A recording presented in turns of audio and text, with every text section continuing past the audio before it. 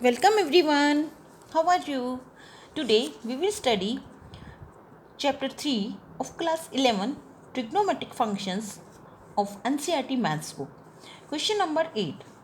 Find the value of tangent 19 pi upon 3. Earlier we studied about the value of the trigonometrical function which was given in degree, and now this is given in radian. पहले जो हमने question number 6 और 7 में जो values find out की, उसमें हमें value degree में गिवन थी और हमने उसकी वैल्यू फाइंड आउट करनी थी टी रेशो की। और अब हमें जो ट्रिग्नोमेट्रिकल फंक्शन दिया हुआ है वो किस में दिया हुआ है, रेडियन में, और उसकी हमें वैल्यू निकालनी है। Procedure is same. सबसे पहले हम क्या करेंगे, 19/3, 19 को हम 3 से डिवाइड करते हैं। 3 6 ज़ा 18 एंड 1, और इसको हम क्या करेंगे, इसके ऊपर रिमाइंडर डिवीजन एल्गोरिथम अप्लाई करेंगे। लेकिन उससे पहले हम क्या करेंगे, इससे एक बड़ी वैल्यू भी देख लेते हैं। 19 है, इसको 3 से डिवाइड किया और 3 6 18 एंड 3 7 21। अगर हम यहाँ 3 7 21 लेते हैं तो 21 माइनस 19 दैट इज़ 2, लेकिन -2 है।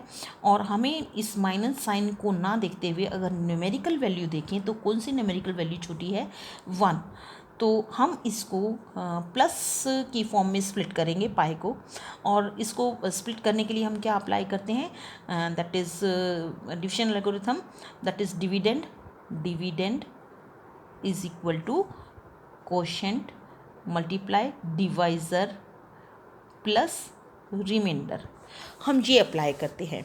तो इसके बाद अब हमने क्या देखना है कि हमें कौन सी वैल्यू लेनी है, हमें ये लेनी है, ये नहीं लेनी। और इसको अगर हम पाई की फॉर्म में लिखना चाहते हैं तो हम कैसे लिखेंगे, 10, और दिस इज़ पाई हम बाद में लिखते हैं। तो ये किसके इक्वल होगा, 6 मल्टीप्लाई 3 पाई एंड प्लस 1। या तो आप इसको इस तरह से लिख सकते हो, या इससे पहले आप एक स्टेप लिख सकते हो। इस स्टेप को हम सेकंड स्टेप में ले लेते हैं। पहले हम इसको एज इट इज़ लिख लेते हैं, 6 मल्टीप्लाई 3 प्लस 1 इंटू पाई, क्योंकि ये सारा जो है ये पाई के साथ मल्टीप्लाई हो रहा है, एंड अपॉन दिस इज़ 3। अब हम, और ये टेंजेंट हम साथ में लिख लेते हैं। So tangent 6 multiply 3 that is 18। तो इसको अब हम इस ब्रैकेट को सॉल्व कर लेते हैं। 18 पाई हो जाएगा, पाई से मल्टीप्लाई करेंगे, 18 पाई प्लस 1 पाई। 1 पाई को हम पाई ही लिख लेते हैं। हमने क्या किया है, इस पाई को अंदर मल्टीप्लाई किया है, एंड अपॉन 3, और ये इस सारे की टेंजेंट। अब हमें क्या करना है, जो ये दो पार्ट्स हैं इनको हम स्प्लिट करके लिख सकते हैं। इसको हम 18 पाई अपॉन 3 लिख सकते हैं, प्लस पाई अपॉन 3 लिख सकते हैं, और यहाँ पर ये कैंसिल हो रहा है, 6 पाई। सो 6 पाई प्लस पाई बाय 3। बस अब हमारे को क्या मिल गया, यहाँ पर मल्टीपल देख लेते हैं पाई का। ये पाई की फॉर्म में है तो टी रेशो कन्वर्जन नहीं होगी। और यहाँ पर साइन देखने के लिए हम क्या देखेंगे कि ये कौन से क्वाड्रेंट में लाई करता है, 6 पाई है, तो ये कौन से क्वाड्रेंट पे कंप्लीट होगा, यहाँ कंप्लीट होगा। और प्लस यहाँ पर हमारे पास प्लस में एंगल है तो ये ऊपर जाएगा। जैसे हमने 7th क्वेश्चन में माइनस नेगेटिव एंगल लिया था तो उसको नीचे लिया था। नेगेटिव एंगल में हमने वापस जाना है और पॉजिटिव एंगल में हमने आगे जाना है। तो 6 पाई यहाँ पर कंप्लीट होगा, और प्लस पाई बाय 3, यहाँ पर पाई बाय 3 का और एक एंगल आ जाएगा। तो that means 6 pi plus theta. तो 6 पाई प्लस थीटा, 6 पाई यहाँ कंप्लीट हुआ, और यहाँ पर हमारा थीटा। तो ये कौन से क्वाड्रेंट में आ गया, फर्स्ट क्वाड्रेंट में। और फर्स्ट क्वाड्रेंट में जो सारी टी रेशो होती हैं वो पॉजिटिव होती हैं। दैट मीन्स ये टेंजेंट ही रहेगा, नेगेटिव भी नहीं चेंज होगा, पॉजिटिव में ही रहेगा, और टी रेशो कन्वर्जन भी नहीं होगी क्योंकि ये पाई का मल्टीपल है। सो 10 पाई बाय 3, और हमें 10 पाई बाय 3 की वैल्यू पता है। 10 पाई बाय 3 कितना होता है, दैट इज़ 60 डिग्री। तो 10 pi by 3 is equal to √3। Question number 9 is sine -11/3 pi. अब यहाँ पर नेगेटिव एंगल है। और हमने लास्ट वीडियो में नेगेटिव एंगल्स के टी रेशियोज़ के बारे में पढ़ा था। हमने आइडेंटिटीज़ पढ़ी थी कि sine minus x is equal to minus sine x. और हमने ये भी पढ़ा था कि जब नेगेटिव एंगल होता है तो उसका जो माइनस साइन होता है वो बाहर आकर नेगेटिव रहता है सभी टी रेशियोज़ में, लेकिन सिर्फ कॉस और सिकेंट में ये नेगेटिव साइन बाहर आकर पॉजिटिव हो जाता है, और बाकी की जो टी रेशियोज़ होती हैं उनमें ये नेगेटिव साइन बाहर आ जाता है और ये एंगल जो है वो पॉजिटिव हो जाता है। तो इसलिए हम साइन -11π/3 को माइनस साइन 11/3π लिख सकते हैं। अब बात आती है 11/3 की। इसको हम डिवाइड करेंगे, 11 को 3 से डिवाइड करेंगे। जब हम 11 को 3 से डिवाइड करेंगे तो हमें रिमाइंडर क्या मिलता है ये देखना है हमें। 3 3 ज़ा 9, 2 इज़ रिमाइंडर। अब डिवीजन एल्गोरिथम अप्लाई करने से पहले हमें इसका नेक्स्ट मल्टीपल भी चेक करना है, और उसमें ये देखना है कि क्या उसमें रिमाइंडर जो है वो इससे कम तो नहीं है। 3 नेक्स्ट मल्टीपल इज़ 3 4 ज़ा 12, जो कि इससे बड़ा है। नेक्स्ट मल्टीपल मीन्स जो इससे बड़ा हो, जो जिसको हमने 11 में से सब्ट्रैक्ट किया है। 3 3 ज़ा 9, ये 9 जो है 3 का मल्टीपल है और 12 भी 3 का मल्टीपल है, लेकिन 9 मल्टीपल इज़ लेस देन 12, और हमने 9 से बड़े वाला मल्टीपल देखना है, तो 3 4 ज़ा 12। अब जब ये 12 आया तो 11 - 12 इज़ 1, लेकिन 1 के साथ क्या आएगा, माइनस। अब हमने इस नेगेटिव साइन को ना देखकर हमें न्यूमेरिकल वैल्यू चेक करनी है कि क्या इस रिमाइंडर की न्यूमेरिकल वैल्यू इससे कम है। यस, अगर हम नेगेटिव साइन को ना देखें, सिर्फ 1 और 2 को कंपेयर करें तो 1 इज़ लेस देन 2, तो हम इस एक्सप्रेशन पर डिवीजन एल्गोरिथम अप्लाई करेंगे। तो डिवीजन एल्गोरिथम क्या है, that is dividend is equal to quotient multiply divisor and plus remainder. ये हमारा क्या है, डिवीजन एल्गोरिथम। तो ये जो हमारा 11 है और इसको हमने 3 से डिवाइड किया है, इसी डिवीजन एल्गोरिथम को हम यहाँ लाएंगे, and we will be writing minus को हम बाहर ले लेते हैं पहले, क्योंकि अभी हमने माइनस साइन को हम बाद में देखेंगे। फिलहाल हम क्या कर रहे हैं, साइन 11/3π को हम क्या लिखेंगे, 4 × 3। 4 is quotient, 3 is divisor. 4 × 3 and plus -1। अब यहाँ पर हमने ये ध्यान रखना है कि जब हमने कंपेयर किया तो हमने नेगेटिव साइन को हटाकर कंपेयर किया कि 1 और 2 में से छोटा कौन सा है, लेकिन जब हम डिवीजन एल्गोरिथम अप्लाई कर रहे हैं तो हमें प्लस का साइन लगा के और रिमाइंडर को नेगेटिव में लेना है, क्योंकि जब हम इसको सॉल्व करेंगे 4 3 12 एंड 12 - 1 दैट इज़ 11। तो अगर हम यहाँ माइनस नहीं लगाएंगे तो ये हमारा जो एक्सप्रेशन है ये इसके इक्वल नहीं आएगा और हमारा जो क्वेश्चन है वो सॉल्व नहीं होगा। तो अब हम लिखेंगे इसके साथ पाई, क्योंकि ये पाई भी है इस पूरे एक्सप्रेशन के साथ। 11 को हमने इसके इक्वल लिखा है और साथ में पाई है और अपॉन 3 भी है। अब हम क्या करेंगे, माइनस, अब हम पाई को अंदर मल्टीप्लाई कर लेंगे। 4 3 12, 12 into pi that is 12 pi, and plus minus और 1 multiply pi that is pi upon 3।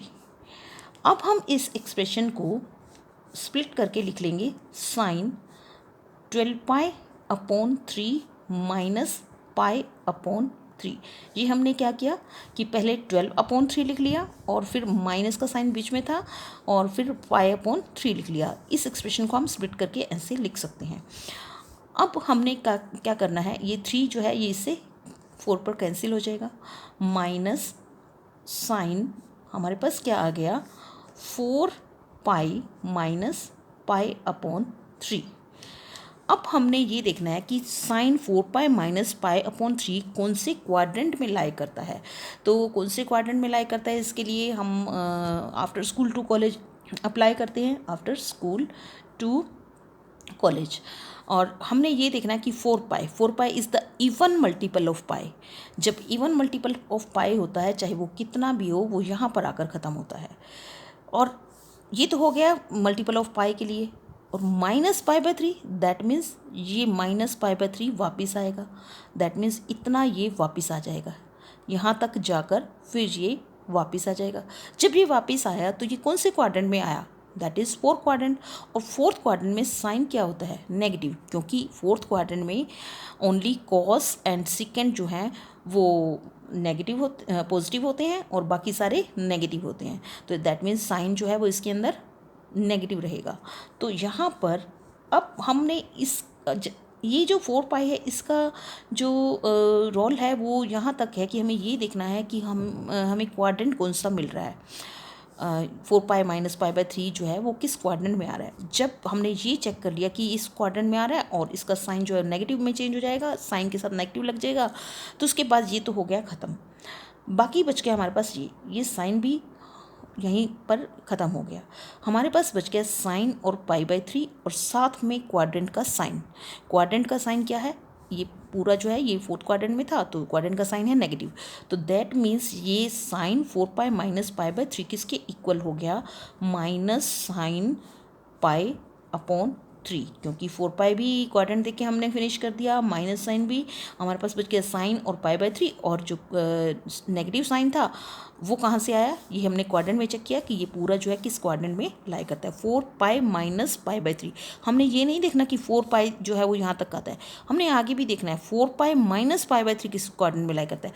4 pi even multiple होने के कारण यहाँ तक आया, और -π/3 वापस आ गया, तो ये हो गया। अगर +π/3 होता तो ऊपर जाता, तो वो फर्स्ट क्वाड्रेंट में आ जाता, बट यहाँ पर क्योंकि माइनस है तो ये वापस आएगा, तो ये फोर्थ क्वाड्रेंट में ही रहेगा। So in fourth quadrant this will change into -sin π/3। अब minus minus that is plus, तो क्योंकि ये ऑलरेडी हमारे पास माइनस है, और ये माइनस कहाँ से आया था, ये वाला बार माइनस आया था, तो minus plus sin π/3। Now what is sin π/3, pi कितना होता है 180, और 180/3 दैट इज़ 60। तो sin 60 की वैल्यू हम टेबल में से अगर देखें या हमें याद भी है, that is 3/2। So this is the answer of this question. sin -11π/3 पाई को हमने ये देखना है कि इसकी वैल्यू कितनी है, तो इसकी वैल्यू कितनी है, √3/2। अब हम ये भी देख रहे हैं कि जितने भी हम वैल्यूज़ निकाल रहे हैं, चाहे वो डिग्री में एंगल दिया हुआ था या रेडियन में दिया हुआ था, ये जो वैल्यूज़ हैं ये वैल्यूज़ 0 to 90 डिग्री के बीच में ही आ रही हैं, या 90 तक ही आ रही हैं, क्योंकि अल्टीमेटली जो भी बड़ी वैल्यूज़ हैं उनको हम कन्वर्ट करके 90 तक की वैल्यूज़ में ले आते हैं और उसके बाद उसकी वैल्यू रख देते हैं। क्वेश्चन नंबर 10 इज़ cot -15/4 पाई। अब फिर से हमें सबसे पहले क्या करना है, इस नेगेटिव साइन को देखना है कि इसका क्या करना है। ये नेगेटिव साइन जो है ये बाहर आ जाएगा, -cot 15/4 पाई, क्योंकि हमें पता है कि जो हमने आइडेंटिटीज़ पढ़ी थी उसमें जो नेगेटिव एंगल्स की टी रेशोज़ हैं उसमें सिर्फ सिकेंड और कोस को छोड़कर बाकी सारे नेगेटिव एंगल्स की टी रेशोज़ जो हैं वो अंदर, जब नेगेटिव साइन हटता है तो वो बाहर आ जाता है नेगेटिव साइन, लेकिन कोस और सेकेंड में नेगेटिव साइन बाहर आकर पॉजिटिव हो जाता है, वो नेगेटिव नहीं रहता। बाकी सारी टी रेशोज़ में नेगेटिव साइन बाहर आकर नेगेटिव हो जाता है और यहाँ पर ये एंगल पॉजिटिव बन जाता है। तो हमने एंगल को पॉजिटिव बनाया और नेगेटिव साइन हमने बाहर रखा। उसके बाद हम क्या करेंगे, 15/4 है, 15/4 को 4 में हम 15 को 4 से डिवाइड करते हैं, 4 3 ज़ा 12, यहाँ पर हमें 3 मिला।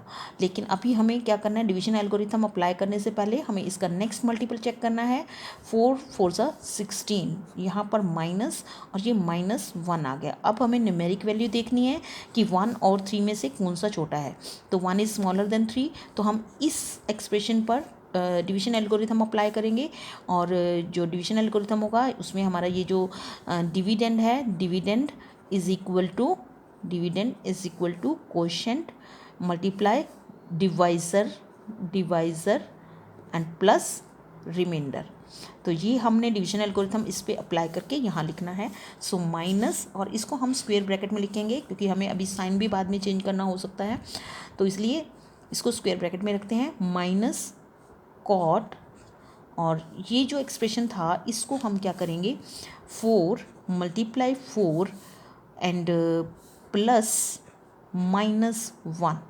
ये माइनस हमने यहाँ पर तो लेना है डिवीजन एल्गोरिथम में, लेकिन यहाँ पर कंपेयर करते समय हमने ये नहीं देखना कि नेगेटिव है ये, हमें ये देखना है कि 1 और 3 है तो उसमें से छोटा कौन सा है, और रिमाइंडर में हमने यहाँ इसको नेगेटिव लेना है।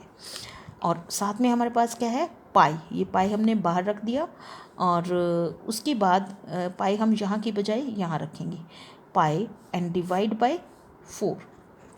अब क्या करेंगे, कॉट, अब पाई को, इस पाई को अंदर मल्टीप्लाई कर लेते हैं, तो ये हमारे पास आ जाएगा 16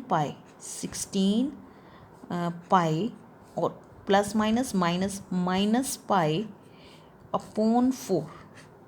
तो ये हमारे पास ये एक्सप्रेशन आ गया। अब हम इसको स्प्लिट करके लिख लेते हैं, माइनस कोट 16/4 पाई -5/4। हमने क्या किया, 4 को इससे अलग से डिवाइड करके लिख लिया, माइनस इससे अलग डिवाइड करके लिख लिया, माइनस कोट, अब इससे ये कैंसिल हो सकता है, तो माइनस कोट 4 पाई और -π/4। अब हमें ये देखना है कि ये कौन से क्वाड्रेंट में लाई करता है। अब ये बिकॉज इवन मल्टीपल ऑफ पाई है, तो इवन मल्टीपल ऑफ पाई जो है वो यहाँ से यहाँ पर ख़त्म हो जाता है, यहाँ पर होता है हमेशा, और उसके बाद -π/4 है, तो ये बैक आएगा, π/4 एंगल माइनस हो जाएगा इसमें से, मतलब कि ये वापस आ जाएगा π/4, तो वापस आएगा तो ये फोर्थ क्वाड्रेंट में ही रहेगा। This is first, second, third and fourth quadrant, तो ये बैक आ गया। दैट मीन्स 4 पाई -π/4 कौन से क्वाड्रेंट में लाई करता है, फोर्थ क्वाड्रेंट में। और फोर्थ क्वाड्रेंट में कौन सी टी रेशोज पॉजिटिव होती हैं, cos and secant, because after school to college. लेकिन कॉलेज सी जो है, कई स्टूडेंट्स इसको कन्फ्यूजन में कॉट भी ले लेते हैं, but you have to remember that cos and secant are positive in this fourth quadrant and rest of the T ratios are negative. तो इसका मतलब हम यहाँ कोट की बात कर रहे हैं तो कोट यहाँ नेगेटिव रहेगा। अब कोट अगर नेगेटिव है तो ये जो हमारी टी रेशियो है ये किस में, अब ये तो हमने देख लिया कि ये किस क्वाड्रेंट में लाई करता था, तो इसका रोल तो फिनिश। अब बाकी रह गया ये और ये, हमें ये लिखना है, लेकिन इसके साथ साइन का ध्यान रखना है। साइन कौन सा आएगा, माइनस कोट π/4। अब ये माइनस हमें नहीं लेना, माइनस, क्योंकि ये तो 4 पाई माइनस थीटा की फॉर्म में आ गया, तो कोट π/4 और किस क्वाड्रेंट में है उसका साइन। यहाँ पर आकर ये जो साइन है इसका भी रोल ख़त्म हो जाता है, हमें ये और ये देखना होता है। और इससे पहले वाले स्टेप में हमें इस पूरे को देखना है, तो ये इसलिए है कि कौन से क्वाड्रेंट में लाई करता है, हमें यहाँ से देखना होता है। तो माइनस कोट π/4, अब कोट माइनस माइनस प्लस, तो ये हो गया हमारे पास प्लस कोट π/4, और 10 π/4 की वैल्यू होती है 1, and cot π/4 is reciprocal of 10 π/4, तो रेसिप्रोकल ऑफ 1 इज़ 1, तो कोट π/4 की वैल्यू कितनी आ जाएगी हमारे पास, 1। So in this way you can find the values of the angles of T ratios which are given in radian और इन डिग्री वाले जो थे वो हमें 6, 7, 8 क्वेश्चन में दिए हुए थे, और 9, 10 में हमें जो है ये रेडियन की फॉर्म में दिए हुए थे, पाई की फॉर्म में दिए हुए थे। Thank you.